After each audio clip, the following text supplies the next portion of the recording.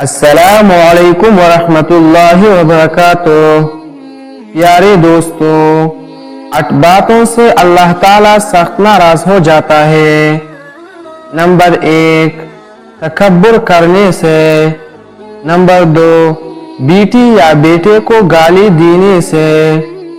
Number 3، کسی کے عیب یا بہتان تراشی سے۔ نمبر 4، اللہ تعالیٰ کے بندوں کا دل توڑنے سے۔ نمبر 5، جھوٹی قسمی اور جھوٹ بولنے سے۔ نمبر 6، چھوٹوں پر شفقت اور بڑوں کا احترام نہ کرنے سے۔ نمبر 7، جب مہمان آ جائے اور اب ان کو منہ بنا لے اور آپ ان پر ناراض ہو جائے۔ نمبر 8، اذان کے بعد دعا نہ مانگنے سے بھی اللہ تعالیٰ ناراض ہو جاتا ہے۔ اگر آپ کو ہماری یوٹیوب چینل کی ویڈیوز اچھی لگتی ہو تو ہمارا یوٹیوب چینل مزید ویڈیوز کے لیے سبسکرائب کیجیے۔ جزاک اللہ۔